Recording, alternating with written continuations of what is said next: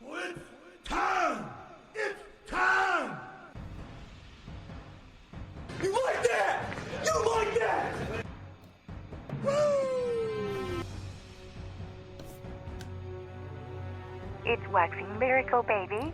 Hello, Waxers, and welcome to Waxing Lyrical with Mains and Duds. I'm your host, Mains, and my colleague and man who only does his organised sports in organised arenas, not in a local gym. It's Mr. Neil Dutton. How are we, Neil?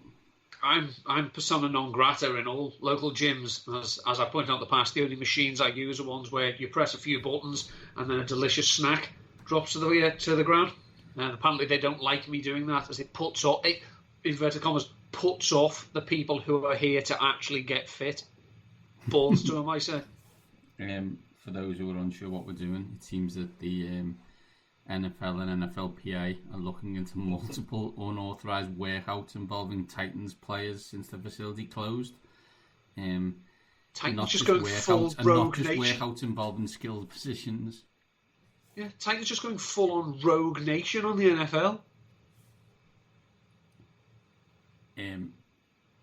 Let's not beat around the bush here. What's the name of the coach? Mike Vrabel. Who did Mike Vrabel used to play for? I believe he had a short stint with the New England Patriots. Okay.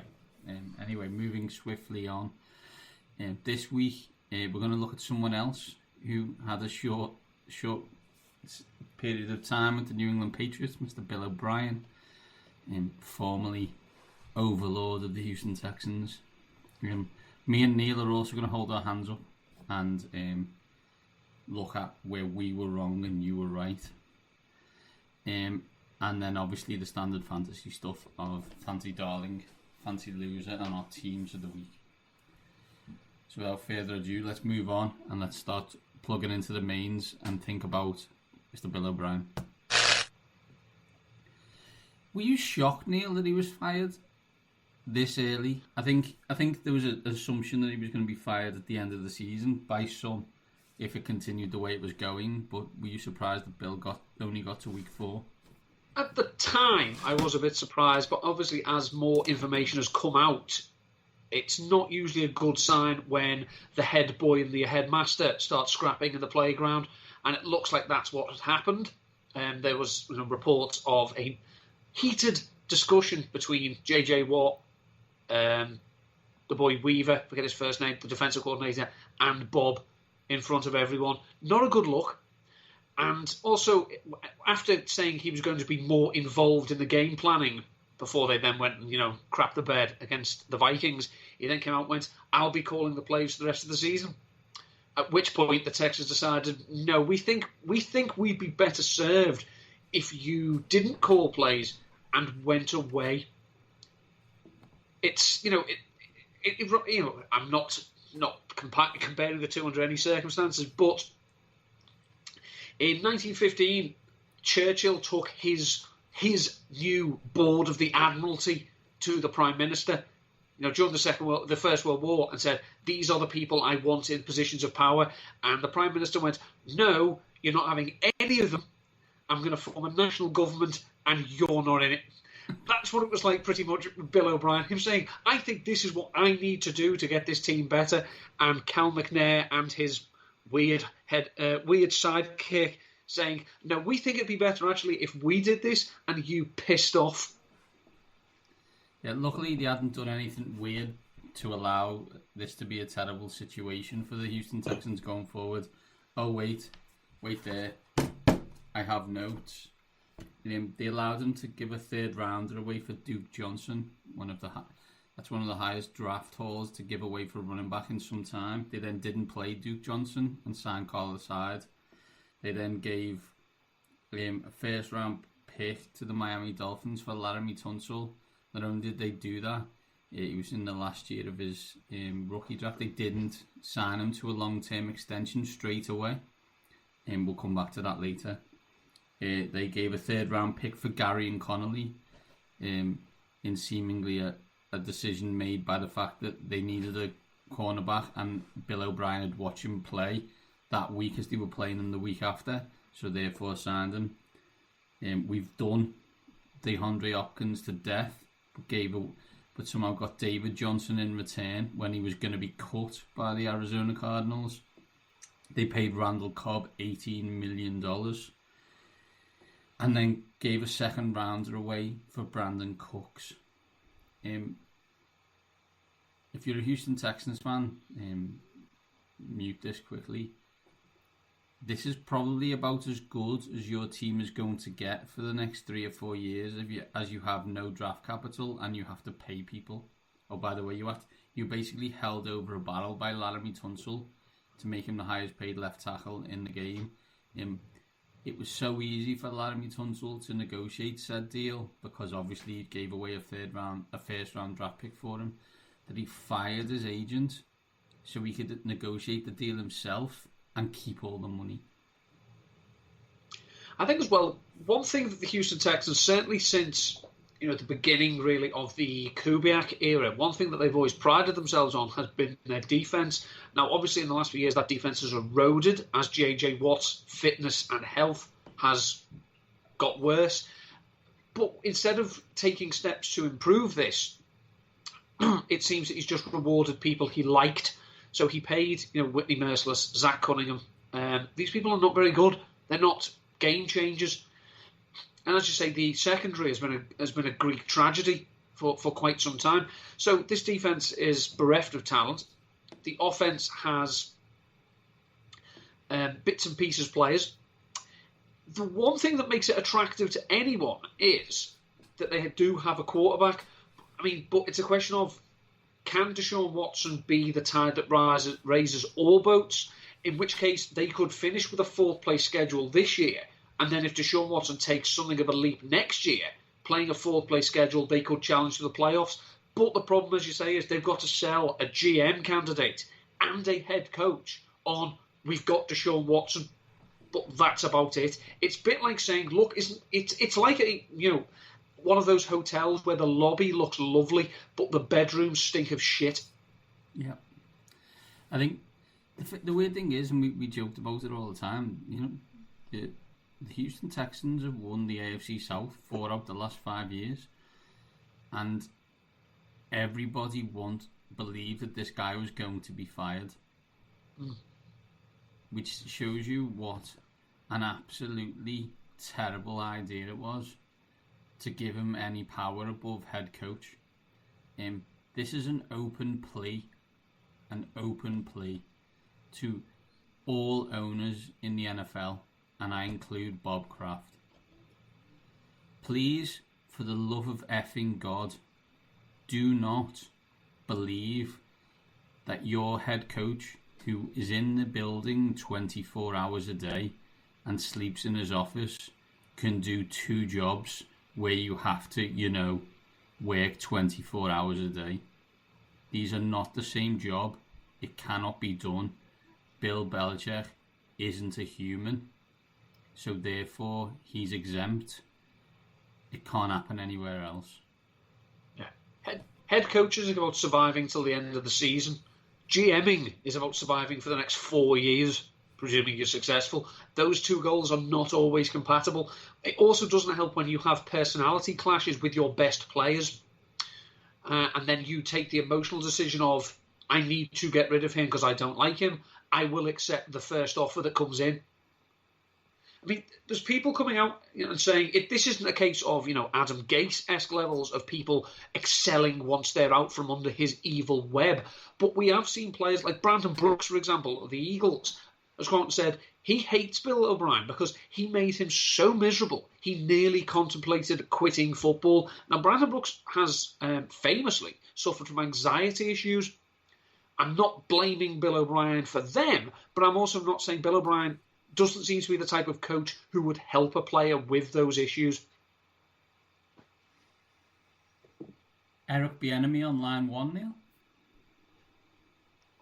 Eric Bieniemy deserves to be a head coach in the NFL because every other Andy Reid offensive coordinator of late has got that chance. Let's drop the let's pretend we live in a world of equality. Eric Bieniemy should get a job. Mm-hmm. Is this the right job for Eric Bieniemy? With so many holes, with so many gaps on the roster, Yes, he has a talented quarterback, one of arguably the most talented quarterbacks in the NFL. Is that enough for him to go in, potentially not do what they want this franchise to do, him be out of a job in 3 years, and then never get another opportunity again because of the other issue? I don't know. I think you're right. What I would say is there's not going to be many jobs available where you have someone who you know is a franchise quarterback. So, for example, me and our friend Ian are having a who can lose the most games off for our teams this season to get the first pick. The Jets are winning 0-1 at the moment. And I expect them to unfortunately stay one ahead of us for a considerable period of time. So the Jets are going to fire Adam Gase. But whoever they pick, it's not a guarantee that they will be a franchise quarterback. Whereas, I think it is a guarantee that Deshaun Watson is a franchise quarterback. So therefore, how many chances do you get with that kind of talent? It's a tough one. I think it would be a difficult job to turn down for an offensive-minded head coach to have someone like Deshaun Watson in as your quarterback. I think it's a question of they need to make sure that, as we talked about this in the past, it doesn't have to be two people joined at the hip, but it needs to be a head coach and a GM who can work together. And also what probably help is you need to get in a wizard to coach the defense. I'm trying to think of someone who has a track record of turning around defenses very, very quickly. Oh, and one who actually has ties to the Houston Texans. Yes, come home, son of bum. That'd be awesome. Neil, let's move away from the Houston Texans and let's look, as we're at a quarter of the way through the season, and given some of the COVID news, we may not finish it. It's probably a good time to look at situations where we were totally wrong at the start of the season, and find out, a mea culpa, if you don't mind. I've got 3, but I want Neil to go first. So Neil, give me your first one. Well, I say in the words of the great Meatloaf, you're right, I was wrong. I said the Green Bay Packers last year were not a 13-3 team, and they would not be a 13-3 team. I was right. They look like being a 15-1 team. Aaron Rodgers, angry Aaron Rodgers. We've seen a few years of Rodgers looking angry and being pissed off, but ultimately maybe he just thought, I'm angry and pissed off, but so what? It's not going to do anything. Then the Packers put the fire up his arse by taking Jordan Love, and Rodgers then realises, actually, maybe I need to meet them halfway here and up my game a bit. The Packers are firing on all cylinders, and bear in mind they've done this without Devontae Adams, so they didn't add any talent in the off-season. They didn't draft, they didn't bring any free agents in. They lost a person who probably could have had upwards of 180 targets for the last 2 weeks, and what's happened? They've won every game and look convincing doing it, and have scored a franchise record number of points for the first 4 games of a season. Packers fans, I begrudge you nothing. I wish you nothing, because ultimately, if you go back over the years, you've had your share of success. So bollocks to you. I was wrong. Yeah, I'm gonna agree on the Green Bay Packers. I'm just gonna quickly jump in. First of all, what Aaron Rodgers did to the Atlanta Falcons on Monday night was nothing short of bullying. It was mean and uncalled for. How he's getting them to jump off sides in a quiet stadium and then laughing his head off and then throwing like a 30-yard. It's just outrageous stuff, right? And what another stat on this to kind of give you a situation on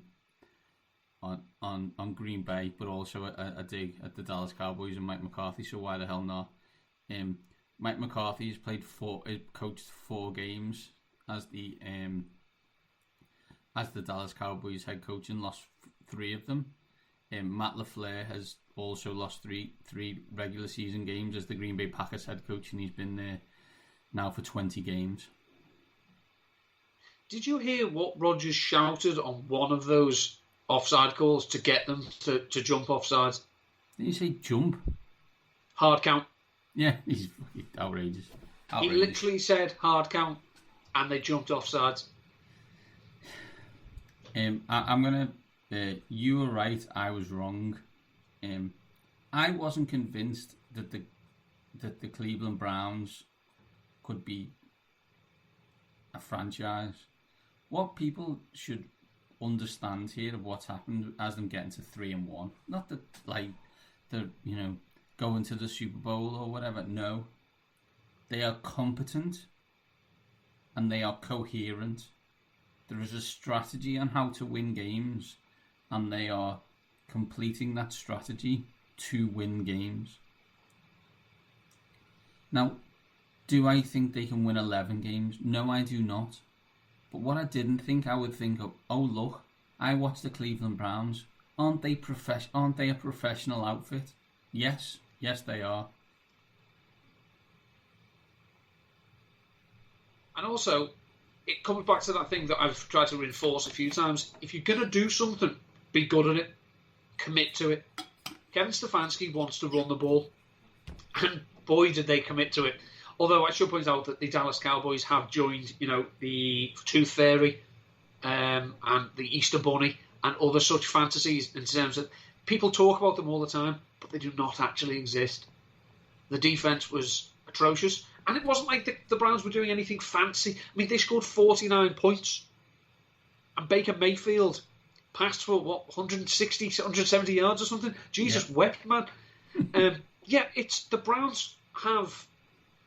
They flashed on, with Greg Williams and Freddie Kitchens, and they went straight from also-rans to Super Bowl contenders. And as we spoke to Pat Doherty at the time, they didn't have that 8-8 establishing season in between. It looks like they're having it now. And as you say, they look competent. They are not beating themselves. There is no drama with the Browns. Even the game they lost against the Ravens, they looked bad, but they didn't look ramshackle. So they look like a competent NFL franchise. I think that's what you need to say, no matter. Neil, next. I will say that circumstances have actually brought this around. I was wrong. The result has come about, but I think it has come about in ways that I didn't predict. And that was, I didn't think that Justin Herbert, A, would play until the Chargers were out of things, and B, I certainly didn't think he'd look this good. So if it took a incompetent medical official puncturing Tyrod Taylor's lung to get him on the field, Justin Herbert did his damnedest to make sure that it would be a similar thing to happen to him to get him off the field. Because Justin Herbert has looked at times, dare I say it, Mahomesian in his play. We worried that, maybe he'd be a bit conservative and he wouldn't test the defense. Bloody hell, were we wrong? Granted, he wants to feed Keenan Allen. Well, as a fantasy football writer, what's wrong with that? I can live with Keenan Allen getting 25 targets a game. You love to see it. Obviously, I'd like to see Hunter Henry mixed in a little bit more. Yeah, you're right. I was wrong. Justin Herbert only threw 3 games, but he looks like a functional NFL quarterback and a fun NFL quarterback. He does. I actually quite enjoy watching his work. You were right. I was wrong. I picked the Detroit Lions to take the final playoff space in the NFC. It was a gamble at the time. We all knew it to be so, but boy, was I wrong. Matt, I'm just going to have a chat, just me and you, friends here.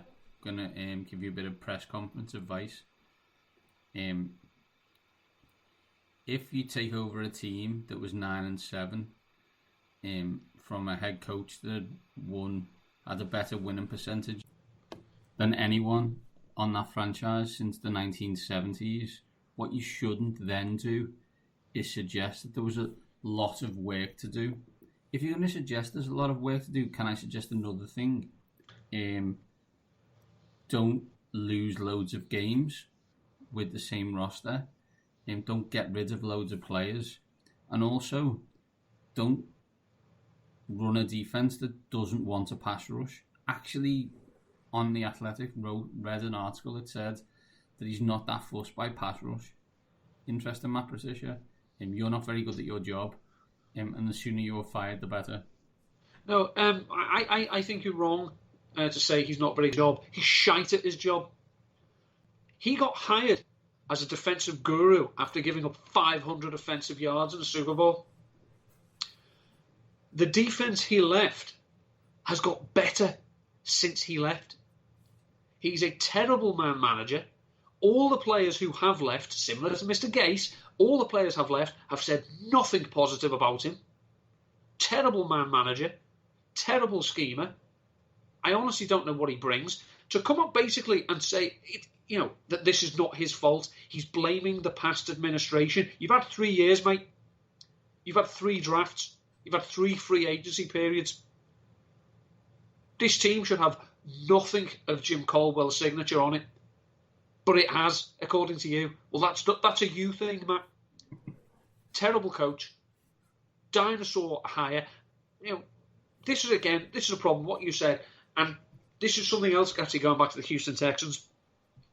Stop automatically assuming, A, that Josh McDaniels is going to take a job, because he's not. Let's stop with it. It's an ego thing. Josh McDaniels' agent loves putting his name out there just to hear him say it. As soon as the NFL turn around and just say, no, actually, we're not going to interview Josh McDaniels. We can't be asked. It's not worth our time. The man's like an attention-seeking time waster. Stop appointing Patriots assistants. Brian Flores hopefully might be the exception, but stop it. It's not going to work. So, Matt Patricia has done absolutely nothing to even suggest that when he's fired, he'll get a defensive coordinator gig. But he will. Yeah, but he will. Not back at the Patriots. Because one thing we've seen, apart from Josh McDaniels, Bill doesn't exactly take him back, does he? You look at all his assistants who've flown the coop. They don't seem to come back to him. Funny that. Weird. It's almost like he let them go on purpose.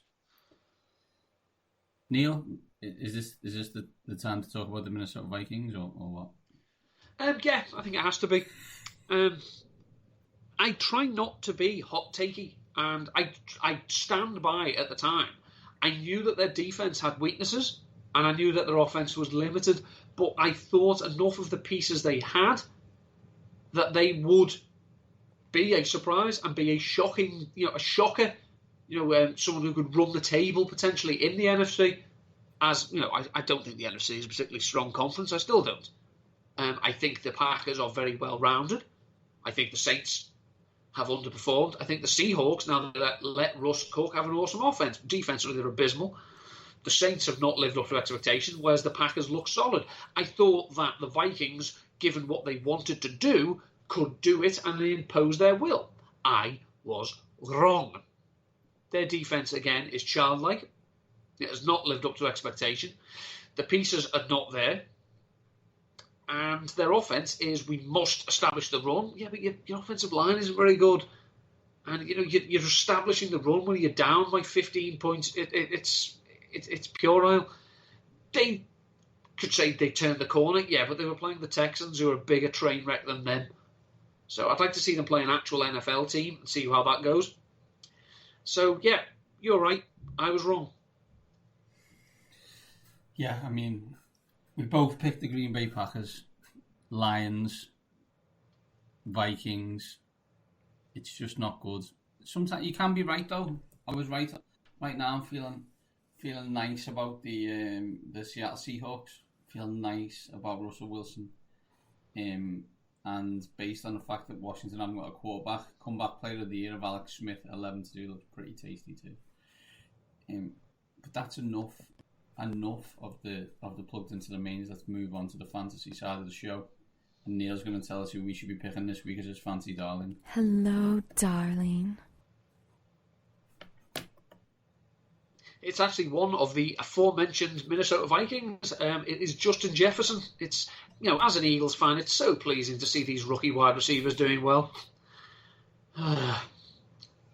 But Justin Jefferson, I digress. Last 2 weeks, he's seen 30% of the Vikings' targets. He is averaging 25.3 yards per reception and 19.9 yards per target. In case anyone is in need of a primer or a description, that's fucking awesome. I apologise for the language, but if Josh Norris can say shit on the Rock World podcast this week, I think I get away with the odd F-bomb. They are playing the Seattle Seahawks. Now, the Seattle Seahawks on offense are explosive. On defense, they're a tragedy. Wide receivers through 4 games this season are seeing an average of 33 targets per game. They're catching 23.5 passes per game for 336.25 yards and 1.25 touchdowns per game. The Vikings pass to Adam Thielen and Justin Jefferson, and that's it. So I think, considering this is probably going to be a shootout, considering there are 2 awful defences on show, I'd really like Justin Jefferson to continue his good work that he has started the last 2 weeks, and also to make me pray that when he comes back, Jalen Reagor is actually a thing. Yeah. Let's move on and let's find out who not to pick this week with Fancy Loser.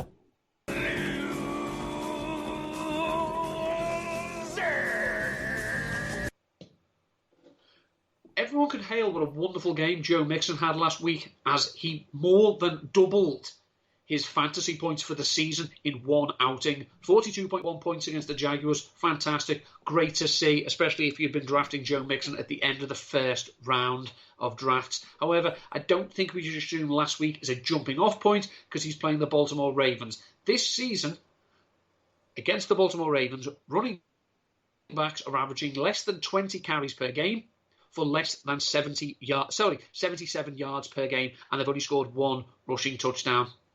As we know, the Bengals' defense is not their strong suit, especially not in the rushing department. If Lamar Jackson is healthy and the Ravens are at full strength, then this is a game where the Bengals are likely going to have to play from behind. And we've seen when that happens, they do not target Joe Mixon. He has 74% of the team's rushing attempts this season, but tends to fade out when they start passing the ball. So it was great to see you do it last week, Joe, but I don't think you're going to do it again. I was supposed to trade Joe Mixon and got cold feet and didn't. So 4-0 in the 4-0 in League of Record, Neil. It's 2020 really is the end of the world because I'm unbeaten. Let's drift to who we should be picking this week in your individual matchup for your daily fantasy team of the week. Mains and Duts. Daily fantasy team of the week. Show me the money. DraftKings 5,500. Quarterback, 2 running backs, 3 wide receivers, tight end, flex, defense and special teams. Neil, who's your quarterback this week? My quarterback this week is Teddy Bridgewater. The Panthers are playing the Atlanta Falcons. The Falcons' defense is abysmal, and Bridgewater, the last couple of weeks, certainly has started to look impressive, especially after you called him out and said that the Panthers might have some buyer's remorse. I did. He has something going with a couple of the pieces. Maybe after last week's injection, we see Ian Thomas start to become a thing again. But this matchup, considering that Bridgewater is only 5,900, I would imagine if you are in seasonal leagues and you're looking for streaming options this week, Teddy Bridgewater would be a popular candidate because the Falcons ain't stopping anything. Just to double check, the Carolina Panthers got better when they lost their best player, who happened to be a running back. Is that accurate? Yeah, he was the problem all along. Okay. Adding fuel to said running backs don't matter fire. Example 7 million. My quarterback is 6'7", blonde hair from Oregon University. Only got in because, of a malpractice suit in LA. However, it has now been named the full-time starter by Anthony Lynn. It's Justin Herbert. He's 6,000. He's playing the New Orleans Saints. Probably going to be a shootout. And Justin is excellent. I think he's scored 20 fantasy points all 3 weeks he's played. He's got a mean deep ball and loves him some Keenan Allen. Who doesn't? 6,000. There is one rocket arm in this game, and I'm going with it in Justin Herbert. Running back 1, Neil. Running back 1, I'm going with Ezekiel Elliott for the Cowboys against the New York Giants. Now, Elliott is only averaging 3.9 yards per carry. It's comfortably a career low. But if you look at the rest of his stats this year, he's actually he's doing very well, especially in fantasy football, and that's because of his use as a receiver. If you will excuse me for just a second. Yeah, if we look at his ranks this year, in terms of opportunities, he's first. Rushing attempts, 6th. Targets, 2nd. Rushing yards, he's 11th. But receiving yards, 3rd. Total touchdowns, 6th. And he's the RB4 going forward. Now, he may get a chance to stretch his muscles on the ground, considering they're playing the New York Giants. They're a woeful defence. They're barely even a professional football outfit. So with Christian McCaffrey, who's still up around 8,500 on DraftKings, God knows why, Zeke is 7,800, and I will take him. Dallas Cowboys offense, sneaky not as good as everyone thinks it is. Loads of yards, loads of points, but sneaky not good. Speak to Dan Orlovsky if you disagree with me. My running back one is Clive Edwards-Helaire, 6,800. The Chiefs are playing the Las Vegas Raiders this week. He's a RB1 in a team, and I think he's going to get a lot of touches this week. 6,800. Clyde Edwards-Helaire. Clyde Edwards-Helaire, as Steve Levy calls him. Yeah, Steve gets a bit excited. More Lewis Riddick, less Steve. The problem is as well is because it's Monday Night Football. I have a tendency to only watch that game the game in 40 on Game Pass, which means it's just a lot of really, really loud Steve Levy calls. Yeah, it's Steve. Less is more, mate. Who's your running back two, Neil? Running back two is Jim Robinson again. The Jaguars are playing again. Hopefully, no, I'm all out. Yeah, they're playing the Houston Texans. The Texans have allowed at least 160 rushing yards in each of their first 4 games of the season. First team since the 1995 Arizona Cardinals to achieve such a feat. 2 bonus points. Can you tell me who the head coach of the Cardinals was that year? In 1995. 1995. Yeah, it was Joe Bugle, right? No, it was Buddy Ryan. Last week? Oh, it was Buddy Ryan, was it? Okay. Buddy Ryan. Yeah, Robinson is still the workhorse. He's still seeing all the carries and still getting a good dose of work in the passing game. But the Texans' run defense is abysmal. So 6,700. Everybody needs good Jim Robinson. Oh my God, he's done it again. And my running back two is Mike Davis, who's now the running back 1 in Carolina. He's playing the Atlanta Falcons. He's 6,400. Going to get a lot of stuff off Neil's Teddy Bridgewater and a lot of hands off. So yeah, 6,400. Mr. Mike Davis. Surprisingly, has seen basically McCaffrey level workload in the passing game as well, which you could look at this and it's foreboding for when McCaffrey comes back that maybe he's not going to be the 100% snap share guy anymore because there's really no need for him to be. Serious question. How many people, if we, let's say everybody who watches the NFL at least one game a week, loves a bit of Red Zone, downloads 3 podcasts, including, say, this one. How many of them knew that Mike Davis was the running back 2 in Carolina before Christian McCaffrey got injured? Oh, probably not many of them, because why would you need to know it? Exactly, like 10% of the population. It's just not happening, is it? No one knew. Who's your wide receiver 1, Neil? Wide receiver 1, paired up with Teddy Bridgewater, is his favourite target, Mr. Robbie Anderson. No longer a situational deep threat as he was under Adam Gase. He is the wide receiver to own in Carolina, and as we pointed out, they are playing the missing, presumed dead Falcons defence. He's 5,900. He is 5,900. He's also my wide receiver 1. It really, really, really annoys me that he's being targeted so much as I have DJ Moore scattered across multiple fantasy teams. But, such is life. In daily, I can say, okay, and bite the bullet. I'm going to take Robbie Anderson. He's 5, as Neil said, he's quite right. He's 5,900. I'm playing the Atlanta Falcons. Who's your wide receiver 2, Neil? Justin Jefferson, 5,500. Vikings playing the Seahawks. Mine is Deebo Samuel, back, fit, quote unquote. He's 5,300 against the Miami Dolphins. I expect him to get a lot of play this week, especially as it'll probably be a bit gadgety in San Francisco, given the disaster that happened at quarterback last Sunday.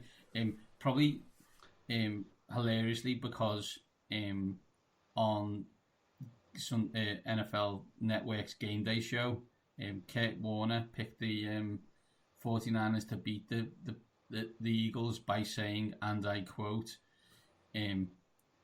what's the name of the quarterback? Sorry. Oh, mental block. Nick Mullins? Nick Mullins has got a better grasp of the San Francisco offense than Jimmy Garoppolo has. It's a point of view that is... He may be the case. If that's the case, Jimmy Garoppolo hasn't got a fucking clue what he's doing. Yeah, it is an opinion that is shared by QB1 and our hearts, Mr. Mark Schofield. So, yeah, but he didn't show it on Sunday, as he was bloody terrible. Well, we're going up against that ferocious Eagles defense. What can you expect? Yeah, true. Yeah. Who's your wide receiver 3, Neil? Wide receiver 3, I just can't quit him periodically, is Sammy Watkins. He's 4,500. Now, this season, he has had 7 targets at least in 3 of 4 games. He has caught he's got 19 receptions on 27 targets for 198 yards and a touchdown this season. We should point out that, in week 1 of last season, he had 198 yards, but I digress. They're playing the Las Vegas Raiders, who are not terribly good on defense. They like scoring points in garbage time, the Raiders, and I expect they will have lots of garbage time to score them in this one. So Sammy Watkins is a cheap way to get exposure to the Chiefs' offense that still doesn't look like it's found third gear yet. My wide receiver 3 is probably... Actually, I don't even think it's probably the best pass catcher in Dallas at the moment. That's CD Lamb. He's 6,000. Gradually getting more and more play. And I fully expect by the end of the season to be comfortably the wide receiver 1 in Dallas. He's excellent. He's really talented, which is annoying as he plays for the Dallas Cowboys. But luckily, next year, you probably have Matthew Stafford thrown to him because you won't have Dak Prescott. Enjoy that. 6,000. They're playing the New York Giants, who someone said cutely, well, at least he tried this week. Yes, but they stink. Yeah, at least you tried. Yeah, the Dirk Cout excuse. The thing as well in CD Lamb's favour this week is, historically, when Amari Cooper has had a big game, the next week he tends to be off. And Cooper last week, was sensational. It helped that they were playing catch-up the whole time. So if he is off, then maybe we could see more emphasis on CD Lamb and Dalton Schultz. Just kind of on this game, and something that really annoyed me this week as it cost me fancy wise, a bigger milk carton game, Michael Gallup or Calvin Ridley. I think probably Ridley, because we knew going into it that Gallup is going to be a boom bust. He's getting the deep shots, but he's not getting consistently easy targets. Whereas Calvin Ridley, we pretty much had written him in for 6 receptions and 100 yards, maybe a touchdown. And for him to actually get as many receptions as you and I, that was obviously a bit disappointing. 5 targets, 0 receptions for 0 yards, and I believe maybe in standard score, I'm not sure about PPR, he's the wide receiver 1 still after having a goose egg this week. Unbelievable. But everyone tells me tight end's a cesspit. Speaking of that, Neil, who's your tight end? Tight end is Eric Ebron. The Steelers are playing the Eagles. He's 4,000 on this format. He, obviously they had their enforced bye last week. He did have a 20% target share the week before. He's seen his targets and his target share rise in each week. The Eagles have not been good against tight ends. They let Tyler Higbee score 3 times in week 2, and then they let George Kittle do whatever he damn well wanted to them last week. 15 targets, 15 receptions. The second player in NFL history, since targets have been tracked, to catch 100% of his targets when targeted at least 15 times. The other player, as we've talked about quite a bit already, is Christian McCaffrey. I'm not saying Eric Ebron is George Kittle. That would be foolish. But we have seen that he is a part of this offense. He is someone that has developed a chemistry with Ben Roethlisberger. So I like him this week, especially at 4,000. He's another good streaming option in seasonal leagues. George Kittle, 15 receptions on 15 targets for a bajillion yards. He's good, you know. Just make you aware. My tight end this week is actually my highest paid pass catcher. It's Mark Andrews. Baltimore Ravens are playing the Cincinnati Bengals. Mark Andrews is Lamar Jackson's favourite target. It's not close. Cincinnati Bengals, decent, not great. Probably better than advertised, I think, as is Joe Burrow. But I expect Mark Andrews to get a score, probably 70 yards, 6,200. Mark Andrews. Volume, obviously, a concern. Bigger concern would be as well if Lamar Jackson doesn't play. Apparently, there is some seriously stormy weather around the Baltimore area at the moment. And if Lamar has been nursing something, I don't know, maybe they'd think about not playing him, in which case they'll bring up your mate and mine, RG3, the human fortune cookie. But I love a stat, Neil, right? And I love what you're telling me, and I know you're right for Ravens, where there is absolutely 0.0% chance that Lamar Jackson doesn't play on Sunday. all right. It's just not happening. It's just not happening. Like his legs are still attached, as are his arms. Therefore, he's playing. Who's your flex? Flex is the aforementioned Mike Davis, 6,400. Getting a running back one in at your flex for a lot cheaper than you play for your two other running back ones. I think it's good business. Now Yes. Tell me which tight end you've jammed into your flex. Chase Claypool. First of all, he's not a tight end. He's a wide receiver. Well, he is. He's that big and that. But he's playing the Philadelphia Eagles. And if we play process of elimination of, he's the third wide receiver on this team. And Darius Slay plays for the Eagles. And then 2 bits of burnt toast. The cheapest burnt toast option was Chase Claypool at 4,100. Therefore, Chase Claypool versus burnt toast equals yards and touchdowns. He has got a big play in him every week. Unfortunately, the Steelers let him do his big play and then shut him down. I mean, he had an 84-yard touchdown reception of the week. Do you know how many yards he finished with in that game? 84. Jesus, wet man. He only needs one more decent slant or something to get to the 100. But for 4,100, if you got 84 yards and a touchdown, oh, you'd be happy. you're happy, right? Use your defense and special teams, Neil. It's the Dallas Cowboys. The Giants are terrible. They're still, and I quote, trying to work out what they're good at after 4 weeks. Yep, most people are. Unfortunately, most people can get by this learning experience without having the clapper call their offense. So, I will trust. I mean, Daniel Jones looks awful. Now, I know some of his weapons are injured, and I know one of the best running backs in the game isn't there. I know his offensive line isn't very good. He looks terrible. So when they pick in the top 3 next year, and they will at this rate, Daniel Jones is not giving them any reason to not think about a Trevor Lawrence or a Justin Fields or whoever these people are. He is not at the moment saying, "You don't worry about it. We'll be fine with me." In Main's musings, I think it was 2 weeks ago, I put forward the case that all 4 NFC East teams could have a new quarterback next season. Right now, Neil, if I said 3 of them would you take over or under? I will take I'd take the under because cap-wise, Wentz is going nowhere, despite a lot of people's dreams. So you're saying Dak is still in the Cowboys then? They're going to do some jiggery-pokery?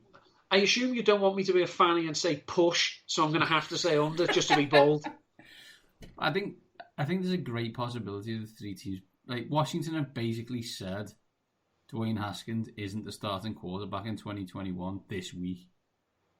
Yeah. My concern is, can we be bad enough to get beat twice by the New York Giants? We're gonna have to. That's a throw a game situation, because if Chase Young and Allen and Payne and Kerrigan are playing against the Giants, we're gonna have to throw it to them every single play to lose the game. Have you ever seen The Water Boy? Yeah.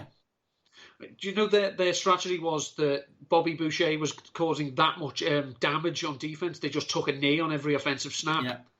Yeah, that's pretty much what Washington are going to have to do to avoid beating the Giants. It's crazy. Oh, by the way, my defence and special teams is the Dallas Cowboys, who we've laughed at continually for 4 weeks for terrible defence, but at 3,100 against aforementioned New York Football Giants, and they'll probably get 2 fumble recoveries and probably a pick 6. And by the way, Joe Mixon's obviously heard that I'm not sanguine about his hopes, as he's popped up on the injury report with a shin injury. Maybe I should trade him now. We'll find out if anyone's listening. Neil, let's recap. Who's your quarterback? Teddy Bridgewater. I've got Justin Herbert. Who is your running back 1? Ezekiel Elliott. I've got Clyde Edwards. What is it, Neil? LA, according to Steve? Elair. Running back 2. There's James Robinson. I've got Mike Davis. Wide receiver 1. Robbie Anderson. Agreed. Wide receiver 2. Justin Jefferson. I've got Deebo Samuel. Wide receiver 3. Sammy Watkins. I've got CD Lamb. Tight end. Eric Ebron. I've got Mark Andrews. Flex. Big Mick Davis. I've got Chase Claypool. And defensive special teams. How about them Cowboys? How about them Cowboys, indeed. Indeed, Neil. Fantastic. That is the end of the show. Neil, before we go, where can people catch you the rest of this week? Find me on Twitter at EndsUp13. Usual gubbins, my Super Bowl odds tracker for a number fire, but by the time you listen to this, it may have changed depending on how much of a floor wiping the Buccaneers give the Bears. I will have, obviously, I have my tight end report out for Rotoviz, includes all the stats you need for the tight ends for last week and some streaming options moving forward. I've written a piece about rookie quarterbacks going up against the Ravens in the John Harbaugh era for Ravenswire. I will also do the scouting report for the Ravens against the Bengals, so looking at their offensive and defensive stats and tendencies. Also, I will have my 7 fun facts about the Ravens versus Bengals matchup, including some statistical oddities that have occurred during the 48 meetings between these two teams. Little sneak peek of one of the more interesting facts I found out. These two teams have never traded. Wow. I am at Mainsy7. Combine me at waxing_lyrical. Later this week, Mains's musings for week 5 will be out. Still to be written, still to be understood. I did talk last week about our America's prime time. Games last week were far from prime, although they did manage to sneak in Chiefs Patriots to boost them, but even so, still sucked. And they paid $40 billion for those games. I also highlighted that the cards in progress, and boy are they, as they stank again. Enjoy this week. Let's hope we get as many games on as possible. And hey, NFL, don't be afraid to push the season out an extra couple of weeks. There's no rush to finish the season. Do not worry about it. Until then, these top guys are out.